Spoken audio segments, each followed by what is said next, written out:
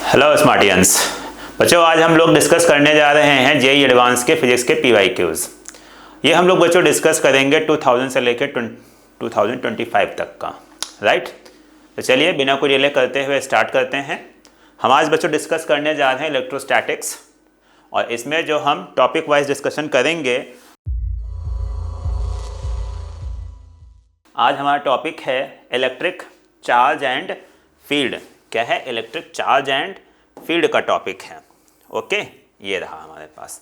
तो चलिए देखते हैं पहला क्वेश्चन इसमें। तो पहला क्वेश्चन बच्चों रहेगा कहाँ से? MCQ से 1 करेक्ट आंसर वाला। ओके, तो इसमें हम आ जाते हैं। पहला क्वेश्चन क्या बोल रहा है? पहला क्वेश्चन बोल रहा है यहाँ पे कि अगर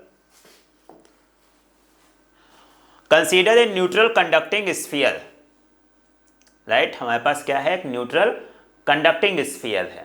okay, a positive point charge is placed outside the sphere.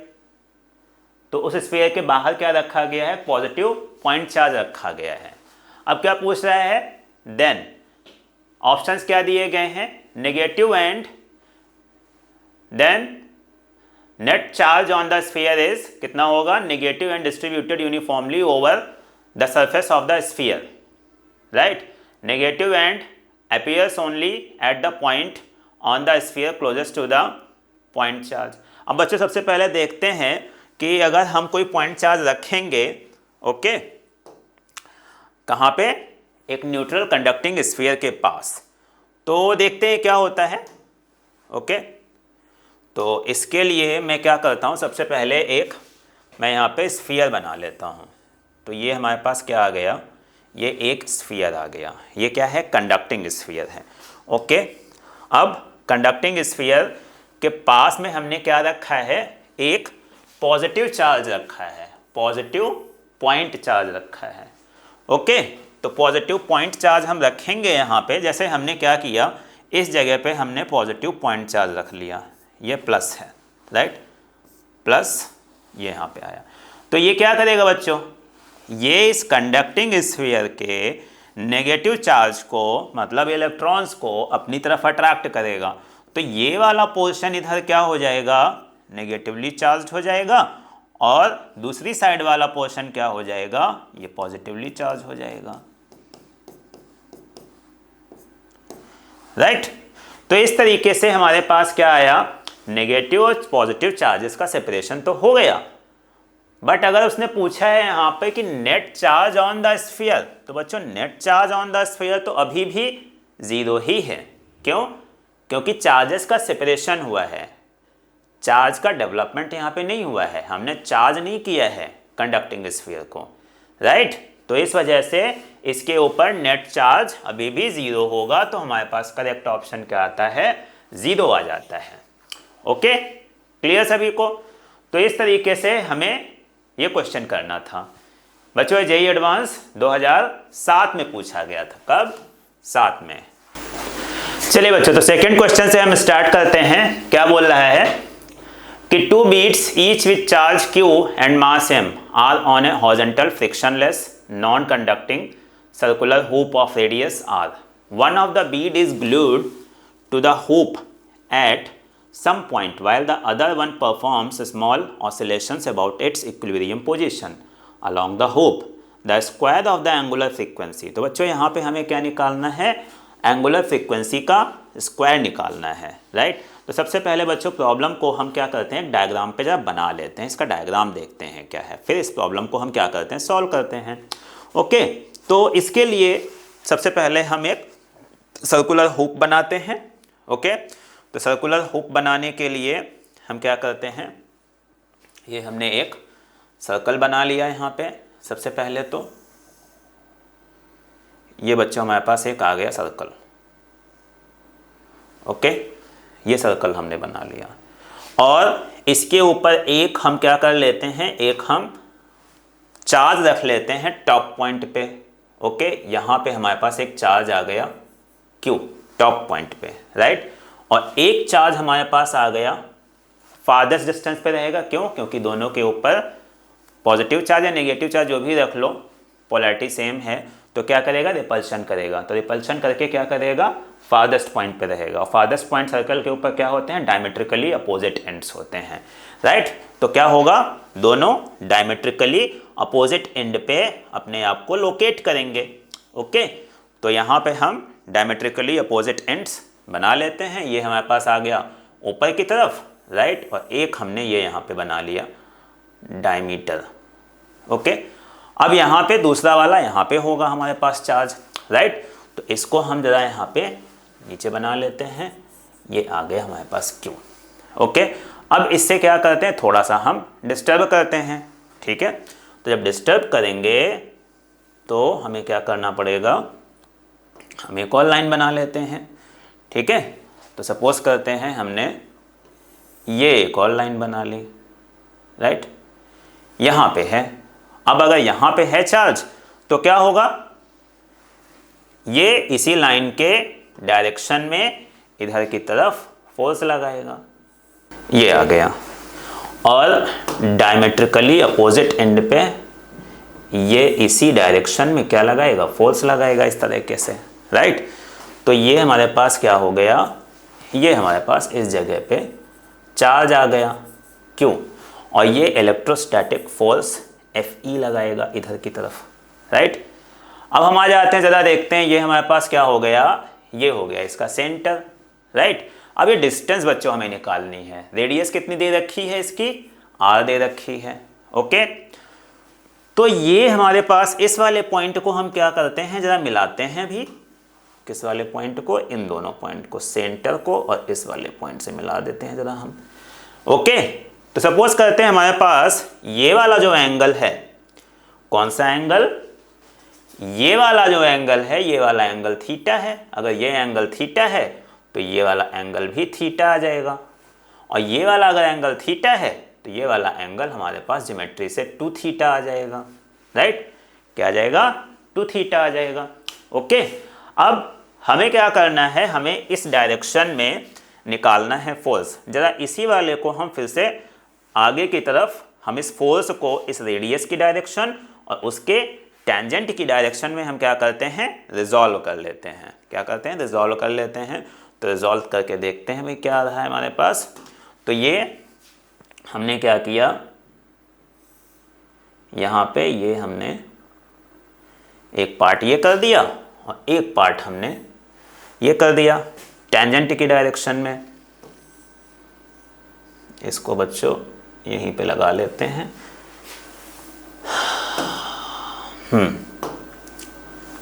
तो ये हमारे पास आ जाता है यहाँ पे। अरे क्या हो रहा है, रुक जाओ बच्चा, रुक जाओ। तो ये यहाँ से हम फोर्स ये लगाते हैं, ये फोर्स आ गया, ठीक, रिजॉल्व पार्ट। ये वाला बच्चों एंगल अगर हमारे पास थीटा है तो ये वाला एंगल भी क्या आ जाएगा, थीटा आ जाएगा, राइट। तो ये फोर्स हमारे पास कितना आ जाएगा, ये Fe cos थीटा, और इधर हमारे पास क्या आ जाएगा, Fe sin theta, right, Fe sin theta. तो इस तरीके से हमने क्या कर लिया, रिजॉल्व कर लिया, ओके। अब इसके ऊपर ये वाला फोर्स तो क्या होगा, ये वाला फोर्स तो इसकी हुप की नॉर्मल रिएक्शन से क्या हो जाएगा, बैलेंस हो जाएगा, ओके। तो हमारे पास जो फोर्स बचेगा वो क्या बच रहा है, अनबैलेंस्ड फोर्स हमारे पास Fe sin थीटा बच रहा है, ओके। अब सबसे पहले हम निकालते हैं कि Fe की वैल्यू क्या होगी। तो बच्चों यहाँ पे देखते हैं Fe की जो वैल्यू आएगी वो आ जाएगी KQ²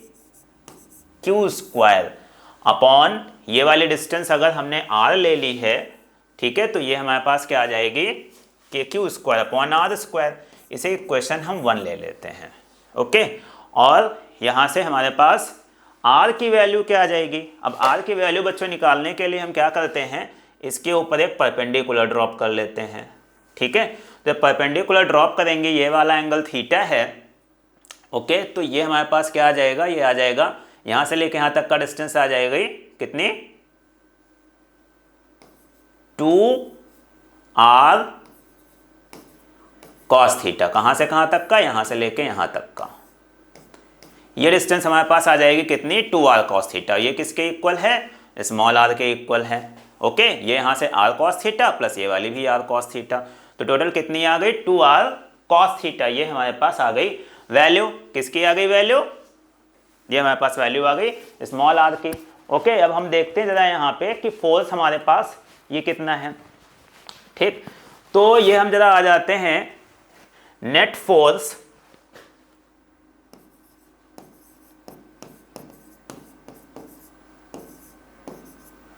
on the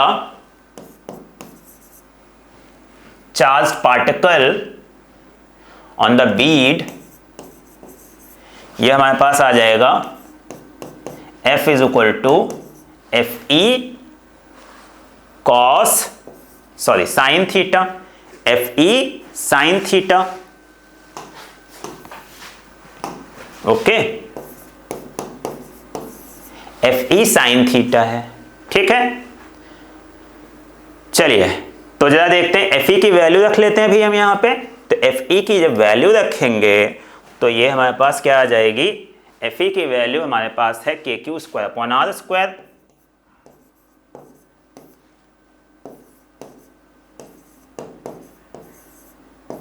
और ये साइन थीटा है। Okay, K Q square upon R square, और ये हमारे पास कितनी आ गई, साइन थीटा आ गई। ओके, तो चलिए चलते हैं, इसको आगे हम सॉल्व करते हैं। तो आगे सॉल्व करेंगे तो क्या आ जाएगा, तो ये हमारे पास आ जाता है बच्चों माइनस एम ए।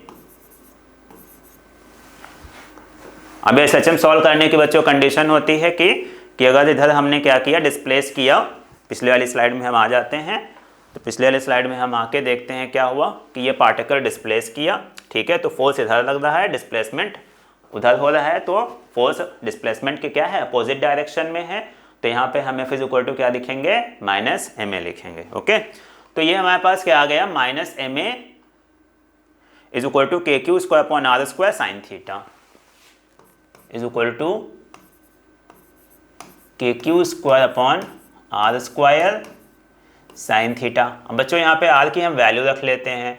तो ये क्या आ गया, M A is equal to K Q square upon ये आ जाता है 2r cos theta. Okay, 2r cos theta का होल स्क्वायर। ओके, तो ये हमारे पास आ गया इधर से साइन थीटा। तो यहां से आ गया acceleration is equal to minus K Q square upon 4 M R square cos square theta, और ये हमारे पास क्या आ गया, साइन थीटा आ गया। ओके, अब हम आ जाते हैं यहाँ से साइन थीटा, ये हमने किसके लिए लिया है, एक स्मॉल अप्रॉक्सीमेशन के लिए, स्मॉल एंगल के लिए लिया है। हमने क्या किया, इसका डिस्प्लेसमेंट जो लिया है ये स्मॉल डिस्प्लेसमेंट लिया है। क्यों, क्योंकि बच्चों जो हमारे पास एसएचएम जो यहाँ पे हम प्रूफ करते हैं वो स्मॉल ऑसिलेशंस के लिए लिया जाता है, राइट। तो ये हमारे पास क्या आ जाएगा, स्मॉल ऑसिलेशंस के लिए थीटा बहुत ही छोटा है। तो ये हम यहाँ पे जब अप्रॉक्सीमेशन लगाएंगे, ठीक है, तो ये क्या आ जाएगा, ये आ जाएगा हमारे पास K Q square upon 4 M R square, और स्मॉल एंगल के लिए कॉस थीटा की वैल्यू आ जाएगी 1, राइट। और यहाँ पे sine theta is approximately equal to theta आ जाएगा। ओके, और थीटा बच्चों हम यहाँ पे रख सकते हैं कितना, थीटा की वैल्यू हम रख सकते हैं यहाँ पे, ये अगर हम बच्चों यहाँ पे ये डिस्टेंस ले लें।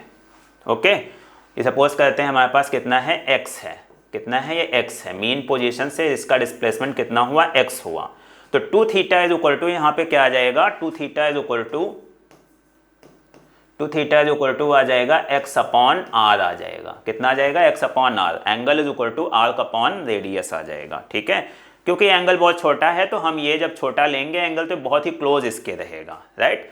तो यहाँ पे हम 2 से ऊपर नीचे मल्टीप्लाई कर लेते हैं और इसको आगे सॉल्व कर लेते हैं। तो acceleration is equal to minus, यहाँ पे लगा लेते हैं minus K Q square upon 4 M R square right into 2 और ऊपर क्या आ गया 2 थीटा। अब 2 थीटा की वैल्यू भी बच्चों हमने क्या लिखी है x अपॉन r लिखी है, तो ये हमारे पास क्या आ जाएगी, ये आ जाएगी k की वैल्यू भी रख लेते हैं तो 1/4 पाई एप्सिलॉन नॉट, तो ये कितना जाएगा 32, तो ये आ गया q square upon 32 pi epsilon naught into m R square. और थीटा की वैल्यू बच्चों क्या है, थीटा की वैल्यू है हमारे पास 2 थीटा की वैल्यू ये है x अपॉन आर है, तो ये हमारे पास कितना आ गया माइनस में q square upon 32 pi epsilon naught m R cube into x। तो ये बच्चों यहाँ पे हमारे पास क्या आ गया, अब ये कंडीशन को होल्ड कर रहा है किसने, जैसे हमारे पास SHM की कंडीशन क्या होती है कि एक्सीलरेशन होना चाहिए किसके equal, minus omega square x के इक्वल। तो ओमेगा स्क्वायर की जगह पे बच्चों देखो क्या आ गया, ओमेगा स्क्वायर की जगह पे हमारे पास आ जाता है Q square upon 32 pi epsilon not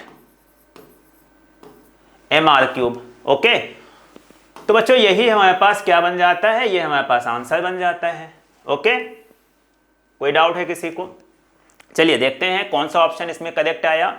be में बोला है Q square upon 32 pi epsilon naught M R cube, तो ये हमारे पास pi epsilon naught M R cube किस में आधा है 32 बी वाले में आधा है, तो हमारे पास सही आंसर कौन सा हो गया, बी वाला बच्चों इसमें आंसर हो गया करेक्ट। ओके, चले आगे। तो इस तरीके से बच्चों 2024 में क्वेश्चन पूछा गया था, लास्ट ईयर ही पूछा गया था, अभी मैं वीडियो 2025 में बना रहा हूँ। ओके, तो ये बहुत ही अच्छा क्वेश्चन था SHM का। ठीक है, चलिए आगे चलते हैं नेक्स्ट क्वेश्चन पे। अब बच्चों हमारे पास इस टॉपिक से रिलेटेड बस 2 ही क्वेश्चन थे पिछले 25 सालों में, right, electric charge and field से। आगे हम आ जाते हैं 1 और मोर देन 1 करेक्ट ऑप्शंस वाले में। तो इसमें नेक्स्ट क्वेश्चन क्या है बच्चों, ये बोल रहा है कि 2 identical non conducting solid spheres, बोला यहाँ पे हमारे पास 2 identical non conducting solid spheres हैं सेम मास और सेम चार्ज के, are suspended in air from the common point by 2 non conducting massless string of same length. तो यहाँ पे हमारे पास क्या है बच्चों, बोला है कि 2 identical non conducting solid spheres है और नॉन कंडक्टिंग सॉलिड स्फीयर्स हैं 2 नॉन कंडक्टिंग मासलेस स्ट्रिंग के साथ में हैंग कर दिए जाते हैं, सेम लेंथ की है। ओके, अब बोला है at equilibrium the angle between the strings is alpha, the spheres are now emerged in a dielectric liquid of density 800 kilogram per metre cube and dielectric constant 21 if the angle between the strings remain the same after the immersion। Okay, तो हमें बच्चों क्या निकालना है, हमें निकालना है यहाँ पे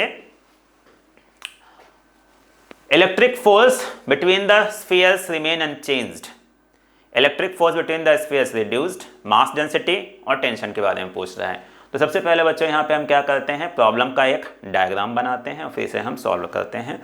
ओके, तो प्रॉब्लम का डायग्राम बनाने के लिए हम क्या करेंगे, हम आ जाते हैं जरा इधर। तो हमने क्या किया, हमने यहाँ पे सबसे पहले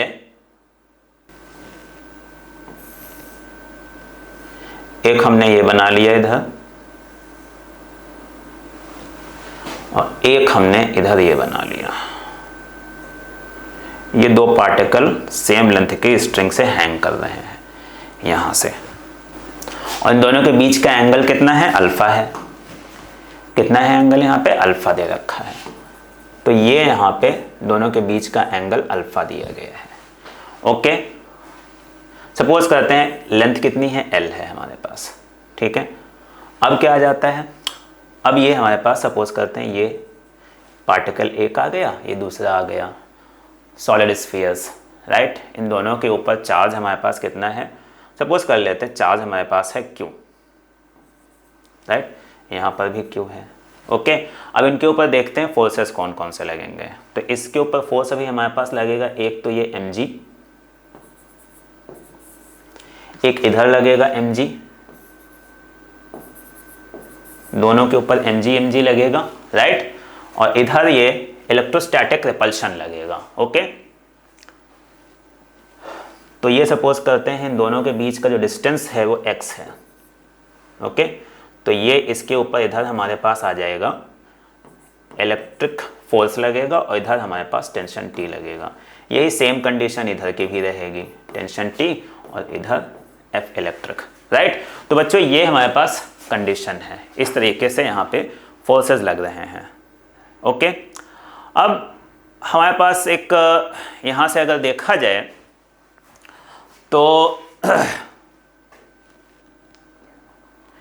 इसमें अगर हम देखते हैं तो T को हम रिजॉल्व कर लेते हैं ज़रा। ये हमारे पास कितना एंगल हो गया, ये एंगल हो गया α/2 का, राइट। तो इसको भी हम क्या करते हैं ज़रा, ये T आ गया, इसको हम T को रिजॉल्व कर लेते हैं। ओके, तो ये हमारे पास आ जाता है इधर T और ये एंगल भी α/2 आ जाएगा। तो इधर क्या आ जाएगा T cos α/2 और इधर हमारे पास आ जाएगा T sin α/2 आ जाएगा। ओके, ऊपर की डायरेक्शन में आ गया T cos α/2 और नीचे की डायरेक्शन में हमारे पास आ गया T sin α/2 बच्चों। तो अब हमें क्या करना है, T cos α/2 किसे सेटिस्फाई करेगा, mg को बैलेंस करेगा। ओके, तो ये हमारे पास, और T sin थीटा किसे बैलेंस करेगा, Fe को। क्लियर, तो ये हमारे पास आ जाता है T sin α/2 is equal to Fe और T cos α/2 is equal to हमारे पास कितना आ जाएगा, mg के, राइट। अब यहां से अगर हम इस दोनों को डिवाइड कर दें, इन दोनों इक्वेशंस को अगर हम डिवाइड कर दें तो बच्चों हमें क्या मिल जाएगा, tan α/2 मिल जाएगा और Fe और mg में एक रिलेशन मिल जाएगा। तो इसको हम डिवाइड करेंगे तो ये हमारे पास आ जाता है tan α/2 is equal to Fe upon mg आ जाता है, राइट। क्लियर हो गई बात ये। तो एक बच्चों हमारे पास इक्वेशन आ जाती है ये। ओके, अब हम देखते हैं यहाँ पे इसने क्या बोला कि इन दोनों स्फीयर्स को at the equilibrium the angle is alpha, ठीक है। The spheres are now emerged in an dielectric liquid of density 800 kilogram per metre cube and dielectric constant of 21। तो बच्चों इन दो पूरे सिस्टम को क्या किया जाता है, स्फीयर्स को हम इमर्ज कर देते हैं, किसमें, हम इमर्ज कर देते हैं एक लिक्विड में। तो बच्चों जब लिक्विड के अंदर जाएंगे दोनों स्फीयर्स तो क्या होगा, तो हम क्या डिस्कस कर रहे थे कि जब लिक्विड के अंदर डालेंगे स्फीयर्स को तो क्या होगा, एक तो उसके ऊपर बॉइंट फोर्स लगेगा। तो जब बॉइंट फोर्स लगेगा इसका मतलब हमारे पास क्या हो जाएगा कि जो वेट है वो बॉइंट फोर्स से कम हो जाएगा, ठीक है, बॉइंट फोर्स जितने फोर्स से कम हो जाएगा। और डाइलेक्ट्रिक रखा हुआ है तो ये भी हमारे पास जो इलेक्ट्रिक फोर्स है ये भी के फैक्टर से कम हो जाएगा, ठीक है। तो इसका मतलब अब हमारे पास क्या हो रहे हैं, दोनों फोर्सेस कम हो रहे हैं, कौन से, इलेक्ट्रिक फोर्स और mg, राइट। तो नया इलेक्ट्रिक फोर्स हमारे पास कितना आ जाएगा, नया इलेक्ट्रिक फोर्स हमारे पास Fe डैश की वैल्यू कितनी आ जाएगी, ये आ जाएगी Fe अपॉन के डाइलेक्ट्रिक कांस्टेंट। और जो नया हमारे पास वेट है, राइट, नया जो वेट है वो कितना आ जाएगा,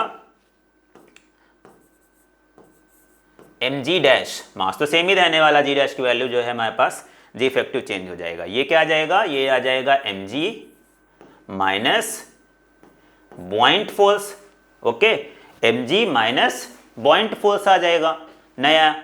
क्लियर। तो अब लेकिन उसने बोला कि जब हम लिक्विड के अंदर डालते हैं, ओके, तो अल्फा नहीं चेंज होता, मतलब दोनों स्ट्रिंग के बीच का एंगल नहीं चेंज होता है। ओके, तो जब एंगल नहीं चेंज होता है तो क्या होगा, tan α/2 is equal to, again हमारे पास क्या आ जाएगा, इस इक्वेशन 1 को हम क्या करते हैं, फिर से थोड़ा मॉडिफाई करते हैं। इक्वेशन 1 पहले यहाँ से जो लिखा है इसे हम हटा देते हैं और देखते हैं यहाँ पे जो मॉडिफाइड कंडीशन में अब लिक्विड के अंदर डालने पे हमारे पास क्या कंडीशन आ गई, ये कंडीशन आ जाती है Fe डैश, अब आ जाता है Fe डैश अपॉन ये आ जाएगा mg डैश, राइट। ओके, तो इस तरीके से हम क्या कर सकते हैं, अब हम इसको लिख सकते हैं यहाँ पे क्या आ गया, अगली स्लाइड पे चलते हैं जरा। तो ये आ जाएगा हमारे पास Fe upon Fe dash is equal to क्या आ जाएगा के, यहां से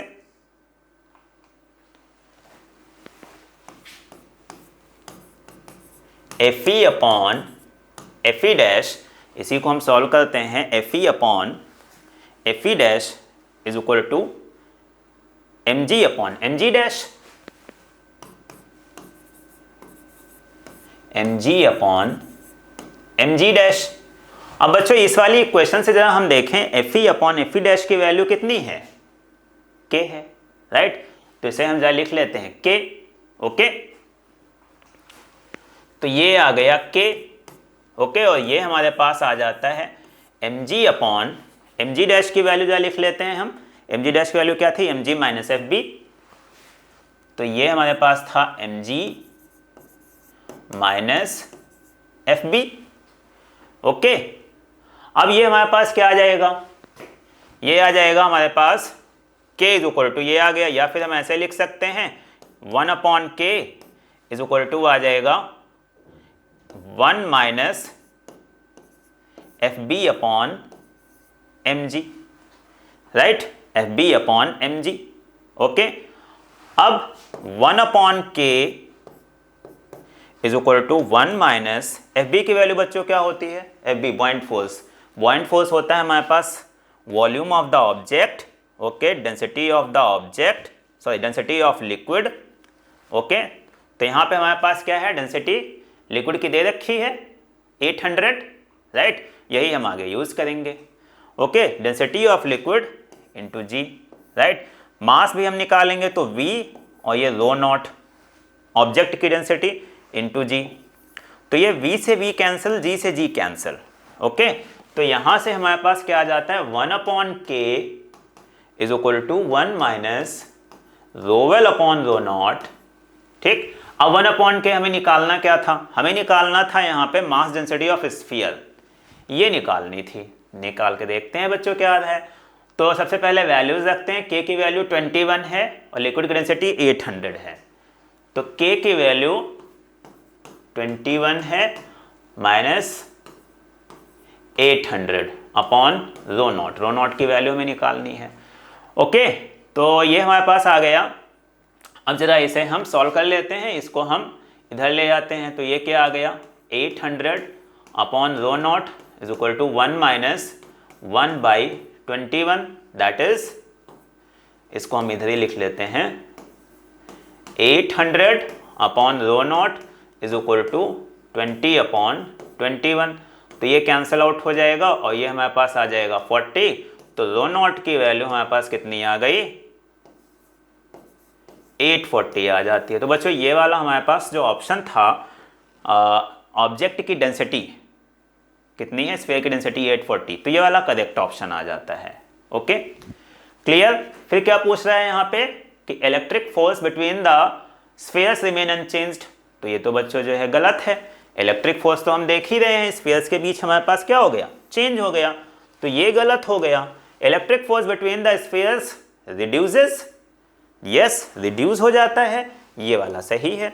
the tension in the string holding the sphere remains unchanged, ये भी नहीं सेम रहेगा, क्यों, क्योंकि अब ये दोनों चेंज हो गए हैं और T square equal to root के अंदर F E square plus M G square से हमारा टी भी चेंज हो जाएगा, ठीक है। तो ये भी गलत है। तो ऐसे बच्चों हमारे पास दो आंसर केवल सही हैं, बी और सी, ओके। चलिए, तो ये क्वेश्चन भी हमने सॉल्व कर लिया। अब हम आ जाते हैं अगले क्वेश्चन के ऊपर। अब आ जाते हैं, इसमें बच्चों पूछा गया इस टॉपिक में मैच द फॉलोइंग पे बेस्ड क्वेश्चन। तो मैच द फॉलोइंग में ये हमारे पास नेक्स्ट क्वेश्चन दिया गया है, बोला है 4 charges Q1, Q2, Q3, Q4। ये बच्चों यहाँ पे दिया गया है, बनाया गया है यहाँ पे Q1, Q2, Q3 and Q4 है, ओके। तो ये चार्जेस सेम मैग्नीट्यूड के हैं, बोल रहा है क्या है, सेम मैग्नीट्यूड के हैं। पोलैरिटी के बारे में भी नहीं बताया गया है। तो बोला fix along the x axis at x is equal to -2a, -a, +a and +2a respectively. A positive charge Q is placed on the positive x axis, positive y axis, sorry, ये positive y axis पे रखा गया है। इधर हमारे पास क्या है, इधर हमारे पास एक्स एक्सिस है और उधर हमारे पास क्या है, वाई एक्सिस है। बोल रहा है कि at a distance b is greater than 0, मतलब पॉजिटिव पे रखा गया है, ठीक है। बोला 4 options of the sign of these charges are given in list 1, the direction of the forces on the charge q is given in the list to match the list with list 2 and select the correct answer using the code given below. तो ये हमारे पास codes दे रखे हैं, इन्हीं में से हमें correct matching बतानी है। ओके, तो जरा देखते हैं कि कैसे इसे हमें सॉल्व करना है। तो सबसे पहले बोल रहा है लिस्ट 1 में देखते हैं कि सारे के सारे पॉजिटिव चार्ज हैं, सारे के सारे Q1 Q2 Q3 अगर पॉजिटिव चार्ज हैं। बच्चों अगर पॉजिटिव चार्ज है, ठीक है, तो ये क्या करेगा, ये इसके ऊपर इधर की तरफ फोर्स लगाएगा, राइट। जरा हम डायग्राम बना लेते हैं, तब आप लोगों को काफ़ी अच्छी तरीके से समझ में आ जाएगा। ओके, तो जब डायग्राम बनाएंगे तो हमारे पास क्या आ गया, ये क्या करेगा, ये इसकी तरफ एक फोर्स लगाएगा, इस तरफ, इस डायरेक्शन में। इसको रब करके हम जरा एरो वाला लाइन ड्रॉ कर लेते हैं। तो ये हमारे पास इस तरीके से आया। ओके, ऐसे ही इधर से भी ये लगाएगा और ये ऐसे फोर्स लगाएगा, ठीक है। अब ये दोनों क्या रहेंगे, क्योंकि मैग्नीट्यूड इक्वल हैं, ओके, तो और डिस्टेंस भी इक्वल है सारी की सारी, तो यहाँ से क्या हो जाएगा, दोनों फोर्सेस सेम आएंगे, ये फोर्सेस, ये F और ये F, राइट। सिमिलरली ऐसे ये भी लगाएगा, ठीक है। तो इसको अगर हम रिजॉल्व करेंगे तो एक कंपोनेंट इधर आ जाएगा और एक कंपोनेंट इधर आ जाएगा। सिमिलरली इसका भी एक कंपोनेंट इधर आ जाएगा, एक कंपोनेंट ऊपर की तरफ आ जाएगा। तो ये दोनों कैंसिल करेंगे, ये वाला और ये वाला दोनों एक दूसरे को कैंसिल आउट कर देंगे, तो नेट फोर्स किधर हो जाएगा, नेट फोर्स हमारे पास आ जाएगा पॉजिटिव वाई डायरेक्शन, ठीक है। सिमिलरली ये भी ऐसे क्या करेगा, ये भी इसी तरफ लगाएगा फोर्स, राइट, ये भी इसी की तरफ फोर्स लगाएगा। तो ये हमारे पास क्या हो जाता है, ये भी ऐसे लगाएगा, एक इसका आ गया और ये एक इसका इधर आ गया, राइट। अब इनको भी ऐसे ही हम रिजॉल्व करेंगे तो इनके हॉरिजॉन्टल कंपोनेंट कैंसिल आउट हो जाएंगे और वर्टिकल कंपोनेंट ऊपर की तरफ लगेंगे। तो जब पॉजिटिव चार्ज है बच्चों यहाँ पे, तो इसका मतलब हमारे पास क्या रहा है, इसका मतलब हमारे पास जो फोर्स की डायरेक्शन है पॉजिटिव वाई डायरेक्शन है। इसका मतलब P का मैचिंग Q के 3 वाले के साथ में है। अब P का मैचिंग 3 वाले के साथ में बच्चों हम ऑप्शन जब देखते हैं तो A और C में है, राइट। इसका मतलब B और D ये तो हो ही नहीं सकते, इन्हें हम क्रॉस कर लेते हैं, ये ऑप्शन के अंदर करेक्ट नहीं है, राइट। अब A और C में हमें सेलेक्ट करना। तो बच्चों जब देखते हैं पहले लेवल में तो हमने देख लिया दोनों में ये आ रहे हैं और दूसरे लेवल में भी Q1 और Q1 ही आ रहा है, राइट। बच्चों जब चेंज होता है तो थर्ड लेवल में जाके चेंज होता है, तो हम Q वाले को स्किप कर सकते हैं, राइट, ठीक है। हम आ जाते हैं सीधे सीधे थर्ड लेवल पे, R4 और R2। अब जब R वाले को हम स्टडी कर लेते हैं, ठीक है बच्चों। हमें वहाँ पे जब जेईई एडवांस का एग्जाम होता है तो वहाँ पे हमारा टाइम ज़्यादा नहीं होता, तो हमें इसी तरीके से ऑप्शंस एलिमिनेट करने पड़ते हैं जिससे कि हम जल्दी से जल्दी कर पाएँ, सभी हमें नहीं देखने की ज़रूरत है। ओके, तो हम आ जाते हैं थर्ड R वाले को जरा देखते हैं। बोला Q1 Q4 पॉजिटिव हैं, Q2 एंड Q3 निगेटिव हैं, जरा देखते हैं। अब बच्चों मैं क्या करता हूँ, इसे मैं जो मैंने बनाए थे इन सभी को दब कर देते हैं। फिर से अब हम सेकेंड कंडीशन के लिए आ जाते हैं। ओके, तो सेकेंड कंडीशन के लिए जब हम आएंगे तो देखते हैं क्या बनता है। तो बोला Q1 Q4 पॉजिटिव हैं, Q1 और Q4 एक्सट्रीम वाले जो हमारे चार्जेस हैं वो सारे पॉजिटिव हैं। मतलब फिर से वही कंडीशन आ गई कि ये हमारे पास आ गया और ये आ गया, ठीक। ये दो हमारे पास फोर्स की डायरेक्शंस आ गई, क्लियर। Q1 Q4 पॉजिटिव हैं, ठीक। अब हम आ जाते हैं जब Q1 Q4 पॉजिटिव हो गए, ठीक है, तो अगेन पिछले वाली कंडीशन आ गई कि इनके क्या हो जाएंगे, हॉरिजॉन्टल कंपोनेंट्स कैंसिल आउट हो जाएंगे, ये वाले कैंसिल आउट हो जाएंगे और वर्टिकल वाले ऐड हो जाएंगे, ठीक है। तो एक तो कंडीशन ये हो गई। फिर बोल रहा है यहाँ पे क्या, नेट फोर्स यहाँ पे ये आ गया, ठीक है, F1 इसे सपोज कर लेते हैं। फिर बोलता है यहाँ पे कि Q2 Q3 क्या है, नेगेटिव है। तो Q2 Q3 को अभी हम बना लेते हैं, यहाँ पे फिर से ड्रॉ कर लेते हैं ज़रा। तो ये हमारे पास आ जाता है Q2। अब इसको जब हम मिलाएंगे तो इस डायरेक्शन में नहीं आएगा, तो इस वाली लाइन को हम हटा देते हैं, ये वाली लाइन नहीं होगी।